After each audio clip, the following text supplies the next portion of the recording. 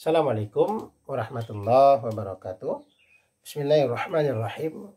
Alhamdulillahirabbil alamin wa bihi nasta'in. Wa ala umurid dunya waddin. Asyhadu an la ilaha illallah wa asyhadu anna Muhammadan abduhu wa rasuluhu. Allahumma shalli ala Muhammad wa ala alihi wa ashabihi ajmain. Amma ba'du. Bila dalam kesempatan kita kali ini kita akan membahas secara ringkas tentang pengertian ijtihad, kemudian ittiba dan taklid. Nah, kita mulai terlebih dahulu daripada ijtihad. Ijtihad dalam istilah hukum Islam itu adalah sebagaimana dikatakan oleh para ulama, istifraghul wus'i fi naili hukmin syar'iyyin bi tariqil istinbati minal kitabi was sunnati. Apa itu ijtihad? Istifraghul wus'i, mengerahkan segenap kemampuan, mengerahkan segenap upaya, melakukan segala macam daya upaya fi naili hukmin syar'iyyin, dalam mendapatkan hukum syar'i. Artinya kita upaya dilakukan oleh seseorang untuk mendapatkan hukum syara' min tariqil istinbati, dengan cara istinbat, menarik kesimpulan, min tariqil istinbat, dengan cara menarik kesimpulan minal kitabi was sunnati, dari kitab dan as-sunnah. Apa maksudnya? Jadi mana seseorang, ijtihad itu adanya seseorang yang melakukan penelitian, melakukan segala macam upaya, dia melakukan penelitian, pengamatan, yang tujuannya adalah untuk mengambil hukum, agar dia bisa mendapatkan hukum daripada kitab dan as-sunnah. Kenapa kitab dan as-sunnah? Pernah kita bahas sebelumnya bahwa sumber utama hukum Islam itu adalah dari wahyu. Yang wahyu di sini merupakan Al-Quran dan sunnah Nabi SAW. Jadi dua ini adalah sumber utama. Nah, jadi untuk mendapatkan hukum tentu harus diambil dari dua sumber utama ini. Nah, dua sumber inilah nanti yang diteliti oleh para ulama, diteliti oleh para ahli, sehingga dalam penelitian mereka menemukan ini adalah hukumnya. Ketika mereka menghadapi suatu masalah yang secara zahir tidak ada jawabannya dalam Quran maupun dalam hadis, sehingga mereka melakukan upaya, melakukan penelitian, melakukan pengamatan terhadap nas-nas teks-teks Al-Quran itu, pendalaman, maka akhirnya ditemukanlah bahwa inilah jawabannya. Nah, upaya ini disebut dengan ijtihad. Ini disebut dengan ijtihad. Sedangkan orang ahli atau ulama yang melakukan ijtihad ini disebut dengan mujtahid. Seorang ahli, seorang ulama fikih yang melakukan ijtihad, dia disebut dengan mujtahid. Lalu apakah semua orang bisa berijtihad? Apakah semua orang bisa jadi mujtahid? Ya tentu tidak. Yang pasti mereka adalah orang-orang yang memiliki keahlian, orang-orang yang memiliki keilmuan yang mumpuni. Yang pasti dia adalah seorang ahli fikih, karena kita sedang melakukan ijtihad dalam hukum amaliyah. Tentu ijtihad di sini dilakukan oleh orang yang ahli dalam masalah hukum amaliyah. Yang ahli dalam masalah fikih, tidak bisa sembarangan. Maka orang awam tidak bisa dia berijtihad langsung mengambil hukum daripada Al-Quran dan daripada As-Sunnah. Tidak bisa, karena ada ketentuan-ketentuan, tidak sembarangan orang. Karena kalau sembarang orang nanti tentu bikin kacau saja. Ada orang yang tidak paham Quran, tapi langsung merujuk kepada Quran, langsung membahas dari Quran langsung. Ini bahaya, karena Quran itu, bagaimana kita bahas sebelumnya, banyak yang bersifat umum. Ini masih banyak yang bersifat ijmali, yang bersifat masih umum. Tentu untuk memahami yang umum ini perlu ilmunya, perlu ilmu, karena kalau Quran itu rinci, begitu tebal jadinya. Jadi dia masih bersifat umum. Nanti ada juga as-sunnah, dan semua ini butuh ilmu untuk bisa memahami. Apalagi kita semakin jauh dari zaman turunnya Quran. Beda dengan para ulama, para sahabat yang hidup di masa Nabi. Mereka adalah saksi turunnya Quran, mereka adalah saksi hadirnya Nabi di tengah-tengah umat manusia. tentu mereka lebih cepat memahami apa yang dimaksud oleh Quran. Lebih cepat mereka memahami apa yang dimaksud oleh hadis. Tapi generasi-generasi belakangan yang semakin jauh, nah ini rawan untuk terjadi kesalahpahaman. Sehingga dibutuhkan keterampilan-keterampilan khusus, dibutuhkan syarat-syarat khusus, sehingga seorang itu bisa dikatakan sebagai mujtahid. Ya setidaknya syarat yang dibutuhkan itu yang pertama adalah an yakuna musliman. Ya itu pasti. Mujtahid dia pasti seorang muslim. Maka mujtahid dalam hukum Islam tidak boleh kalau bukan non muslim. Ya, orang kafir jadi mujtahid dalam masalah Islam tidak boleh. Karena orang kafir dia tidak mengimani apa yang ada dalam Quran dan apa yang ada dalam Sunnah. Bagaimana mungkin dia bisa objektif dalam memahami Al-Quran dan As-Sunnah ini? Maka mesti mau tidak mau mujtahid itu adalah seorang muslim. Jangankan untuk jadi mujtahid, untuk mengamalkan hukum saja, ya, yang kena beban hukum mukallaf itu kan muslim, akil, dan baligh. Ya, si penerima hukum saja itu muslim. Apalagi nanti orang yang melakukan ijtihad, dan tentulah pastikan mereka muslim. Yang kedua adalah an ya'rifal Qur'an ma'anihi wa wujuhihi. Seorang mujtahid itu dia mesti mengetahui Al-Quran, ya, beserta makna-maknanya dan bentuk-bentuknya. Karena ini pengambilan hukum secara langsung daripada Al-Quran. Maka mau tidak mau, seorang mujtahid, seorang ahli fikih ini dia paham dengan Quran. Ya, dia tahu mana lapas umum, ini umum. Nah, ini lapas khusus, ya. Dia mengetahui tentang ini. Minimal ayat-ayat yang berkenaan dengan hukum muamaliyah. Minimal, ya, itu tadi berkaitan dengan ayat-ayat amaliyah. Ayat-ayat bicara tentang hukum, minimal dia tahu itu. Ya, tentang masalah ini. Ini menunjukkan bahwa dia harus tahu Quran. Mau tidak mau, wajib. Ya, karena ini menyangkut pengambilan hukum langsung daripada Al-Quran. Lalu kemudian syarat yang ketiga adalah bahwasanya an ya'rifas sunnata bimatniha. Dia mengetahui sunnah lengkap dengan matan-matannya, ya. Kemudian wasanadiha, juga tahu dengan sanadnya. Jadi seseorang karena dia harus menggali Al-Quran, dia harus menggali langsung daripada hadis. Ya, yang ketiga dia mesti tahu tentang hadis itu sendiri apa. Hadis itu apa. Kemudian sunnah itu, ya, matannya dia mesti tahu matan-matan hadis. Begitu juga sanadnya, bagaimana hadis itu bisa sampai kepada dia. Ya, bagaimana hadis itu bisa sampai kepada si mujtahid ini, dia harus tahu. Dia harus mengetahui ilmu riwayatnya. Dan dia juga harus tahu tentang ilmu diroyahnya. Ya, ini hadis sampai kepada kita, bagaimana kondisi para perawinya. Apakah adil semua? Apakah dhabit semua? Bagaimana kalau tidak adil? Bagaimana kalau tidak dhabit?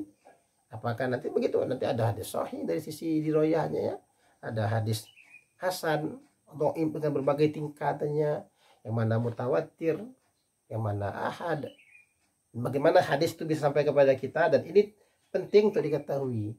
Dia harus mengetahui mana rawi yang selamat, mana rawi yang tidak selamat dari meriwayatkan hadis. Jangan sampai nanti justru dia mengambil kesimpulan tapi dari hadis yang ternyata tidak sahih. Nah, ini kan bahaya. Maka yang ketiga, karena ini menyangkut pengambilan hukum langsung daripada as-sunnah, maka dia harus tahu ilmu tentang as-sunnah itu sendiri. Dia harus tahu ilmu tentang hadis. Jadi orang awam tidak bisa. Ya, kalau cuma baca buku, lihat terjemahan hadis, langsung paham, langsung memfatwakan, oh ini hukumnya, tidak bisa. Harus tahu dulu bagaimana hadis itu sampai kepada kita. Ya, periwayatannya. Kemudian apalagi pemahamannya, diroyahnya. Karena hadis ini justru lebih rumit lagi daripada Quran. Karena kalau Quran jumlahnya sudah dibukukan dalam satu buku, dan segitulah Quran dalam satu mushaf. Tapi hadis nanti tersebar dalam banyak kitab. Ya, ada Sahih Bukhari nanti, ada Sahih Muslim yang sudah dijamin oleh pengarangnya, oleh penyusunnya itu, bahwa kata Imam Bukhari hadis dalam kitab-kitab beliau itu ada hadis yang diriwayatkan secara sahih semua, begitu juga Imam Muslim. Tapi kan nanti ada kitab Abu Daud, ya ada kitab Tirmizi, kitab Nasai, kitab Imam Ahmad dan segala macamnya, yang kitab itu juga bercampur dengan, bukan semuanya hadis sahih, ada juga beberapa hadis yang didhaifkan oleh para ulama. Sehingga mau tidak mau seorang mujtahid harus tahu apa itu hadis. Ya karena dia menggali dari langsung daripada hadis, dia harus punya ilmu tentang itu. Dia harus tahu tentang ilmu tentang itu. Jangan sampai nanti berlagak mengambil langsung dari hadis, tapi hadis saja belum tahu ya. Atau bagaimana lagi nanti di riwayatnya, belum lagi nanti di riwayatnya. Artinya tidak cukup begitu sekedar tahu hadis, tapi memang betul-betul mengetahui. Dan memang ya kata para ulama, ya setidaknya hadis-hadis yang terkait dengan masalah hukum amalia saja. Ya paling tidak akan begitu. Tapi jumlahnya sangat banyak. Nah itu. Kemudian yang keempat, an yakuna mutamakkinan min ma'rifati ilmi usulil fiqh. Yang keempat, si mujtahid harus betul-betul menguasai ilmu usul fiqh. Karena ini di usul fiqh nanti dibahas bagaimana mengambil istinbat itu. Ya, ilmu usul fiqh membahas itu, maka mau tidak mau dia harus tahu. Usul fiqh dibahas bagaimana cara berijtihad. Ya, bagaimana cara ijtihad itu dibahas dalam usul fiqh. Bagaimana kita melihat lapas-lapas Al-Quran, bagaimana nanti bilang lapas-lapas hadis, lapas yang begini, bagaimana pengarahan maknanya. Ya, belum lagi nanti di luar lapas hadis, di luar lapas ini nanti bagaimana nanti terkait dengan maksud syariat atau maqasid syariat atau tujuannya. Banyak itu diketahui melalui usul fiqh. Maka mau tidak mau seorang mujtahid harus tahu tentang usul fiqh, tidak dapat tidak. Kemudian yang kelima, an yakuna arifan bi masailil ijma'i. Dia harus tahu juga tentang masalah-masalah yang terkait dengan ijma'. Jangan sampai nanti dia menyelisih ijma'. Ya, karena diketahui, kita bahas sebelumnya, ijma' itu adalah kesepakatan para mujtahid. Maka seorang mujtahid harus tahu kesepakatan para mujtahid sebelumnya. Harus tahu kesepakatan para mujtahid sehingga dia tidak berfatwa, sehingga dia tidak melakukan ijtihad menyelisih ijma'nya para ulama terdahulu. Harus tahu itu.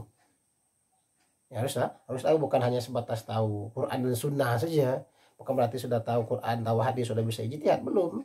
Ya, di samping dia tahu Quran dan hadis dengan sebatas pendalaman, dia juga harus mengetahui usul fiqhnya, cara penggaliannya juga harus tahu. Dan itu samping itu yang kelima, dia juga harus tahu tentang pendapat para ulama terdahulu, khususnya kesepakatan mereka, ijma' mereka. Tentang ijma' ya sekarang mungkin bagi kita sudah mudah. Ya, para ulama telah mengumpulkan ijma' dalam satu buku. Ya, sudah dikumpulkan dalam satu buku. Nanti ada kitab ijma' yang disusun oleh Ibnu Munziri dan segala macamnya. Ya. Kemudian yang keenam, an yakuna aliman bi lughatil arabi. Ini juga penting. Ini syarat, mau tidak mau, bahwasanya dia mengetahui bi lughatil arab, bahasa Arab. Paham betul bahasa Arab. Karena ada tadi ya, Al-Qur'an diturunkan dalam bahasa Arab. As-Sunnah disampaikan oleh Nabi Shallallahu alaihi wasallam juga menggunakan bahasa Arab. Sehingga seorang mujtahid yang mau menggali ini harus tahu bahasa asalnya. Harus tahu. Bagaimana mungkin bisa mengambil hukum daripada Quran tapi tidak tahu bahasa Arab? Ya mungkin zaman sekarang bisa kita baca terjemahan. Namun terjemahan itu adalah upaya dilakukan oleh seorang penerjemah untuk mengambil maksudnya saja. Tapi kehebatan bahasa Arab, gaya bahasa Arab tidak sama dengan gaya bahasa Indonesia. Yang mungkin dalam bahasa Indonesia tidak dapat unsur-unsur hukumnya lebih lanjut, tapi dalam bahasa Arab, gaya bahasa Arab itu nampak jelas, ya, bisa diambil dari sana itu makna hukumnya. Nah itu maka penting untuk mengetahui bahasa Arab. Maka seorang mujtahid harus paham nahu yang membahas tentang susunan kata. Kenapa kata ini didahulukan? Harusnya dari sisi kaedahnya dia belakangan, tapi dahulu mati ada penekanan makna yang berbeda kalau begitu. Ya. Nanti ini domir siapa? Kembali kepada siapa? Dia harus tahu betul, jangan sampai nanti salah hukum. Maka dia harus tahu nahu. Dia harus tahu sorob. Begitu juga sorob nanti kan perubahan kata. Karena dalam bahasa Arab, ya, perubahan kata itu menunjukkan perubahan makna. Ya, bergantinya, bertukarnya huruf menunjukkan sudah berubah makna. Jadi dia mengetahui kan dalam bahasa Arab kan ada tasrif yang perubahan. Jadi perubahan itu memiliki penekanan yang berbeda-beda. Ya, setiap perubahan kata itu memiliki juga mengalami perubahan makna. Walaupun mungkin makna umumnya sama, tapi ada penekanan tentu yang berbeda. Nah ini penting. Begitu juga jadi nanti harus tahu tentang balago, apalagi balago ya penting sekali. Ya baik dari sisi ma'aninya maupun dari sisi bayarnya. Terus bayar. Ya, dibayar nanti dia harus tahu apa ayat ini maknanya makna zuhir kah, makna hakiki kah, jangan makna majaz. Nah jangan sampai nanti terjebak. Ayat majaz dipahami secara hakiki, secara zuhir, ini bisa berbahaya. Maka penting sekali mereka harus mengetahui balaghah dan ilmu-ilmu bahasa Arab yang lainnya. Ini penting sehingga orang yang menguasai ini dia bisa berijtihad. Ya, dia bisa berijtihad. Jadi kalau kita belum menguasai 6 syarat ini, maka kita belum bisa berijtihad. Nah, lalu bagaimana bagi orang yang tidak bisa berijtihad? Apa yang harus dia lakukan? Nah, bagi orang yang tidak bisa berijtihad, maka setidaknya dia mesti mengikuti hasil ijtihad orang lain. Ketika tidak mampu, maka harus mengikuti ijtihad orang lain. Nah, dalam hal mengikuti ijtihad orang lain ini, ada 2 tingkatan. Ya, para ulama mengatakan nanti ada pengikutan dalam bentuk ittiba. Ada juga nanti pengikutan dalam bentuk taklid. Nah, pengikutan dalam bentuk ittiba, apa itu ittiba?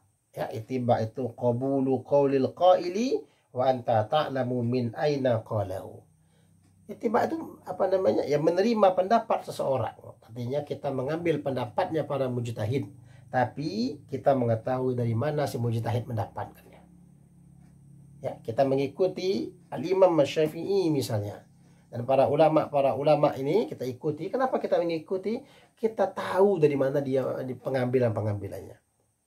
Ya, dan tadi disebutkan bahwasanya ini haram hukumnya. Kita tahu dari mana diambil. Ini ayatnya. Ini hadisnya, ya. Nanti ini boleh. Kenapa boleh? Ini ayatnya, ini hadisnya. Tapi yang menggali itu bukan kita. Itu adalah hasil galian daripada para mujtahid sebelum kita. Kita mengambil pendapat mereka, kita terima pendapat mereka, dan kita tahu bagaimana cara mereka mendapatkannya. Ini namanya disebut dengan ittiba. Ya, orangnya disebut dengan muttabi. Ketika kita tidak tahu, maka kita cari tahu. Ya, bagaimana para ulama, maka kita belajar bagaimana metodenya para ulama dalam berijtihad, apa hasil ijtihad mereka dan dari mana mereka mendapatkannya. Nah, ini tentu dibahas dalam buku-bukunya para ulama. Yang kita baca buku-buku fikih, kita fikih. Dalam kitab fikih disebutkan ini hukumnya begini. Ya, dasar hukumnya ini dan pengembangan terus. Ini setelah kita menguasai itu maka kita disebut dengan muttabi. Ya. Pengikutan kita namanya pengikutan ittiba. Lalu nanti ada juga pengikutan berikutnya yang disebut dengan pengikutan taklid. Apa itu pengikutan taklid? Qabulu qaulil qaili wa anta la ta'lamu min aina qalahu. Mengikuti, menerima pendapat orang lain, tapi kita tidak tahu dari mana dia mengambilnya. Ya, ikut-ikutan. Nah, ini namanya taklid. Ya. Apa hukum ini haram? Kenapa haram? Tidak tahu. Pokoknya kata orang-orang begitu, kata guru saya begitu, tapi tidak tahu dari mana gurunya mengambil pendapat itu. Nah, artinya ikut-ikutan ini namanya taklid. Ini namanya taklid. Dan para ulama mengatakan bahwa taklid ini tercela. Ya, sehingga sudah sepatut jelas orang muslim setidaknya dia muttabi. Ya, setidaknya dia muttabi. Sebenarnya begitu. Kalau memang mampu, dia berijtihad. Ketika dia memiliki kemampuan, maka dia berijtihad. Namun kalau dia tidak mampu, maka dia jadi muttabi. Pelajari hasil ijtihad orang lain. Jangan jadi mukallid yang hanya ikut-ikutan. Karena mukallid hanya ikut-ikutan, dia tidak tahu pengambilannya dari mana, artinya cuma sekedar ikut, tidak disertai dengan ilmu. Maka semestinya seorang mukallaf setidaknya dia adalah muttabi, ya, bukan mukallid. Allah Subhanahu wa taala a'lam. Subhanakallahumma wa bihamdika asyhadu an la ilaha illa anta astaghfiruka wa atubu ilaik. Assalamualaikum warahmatullahi wabarakatuh.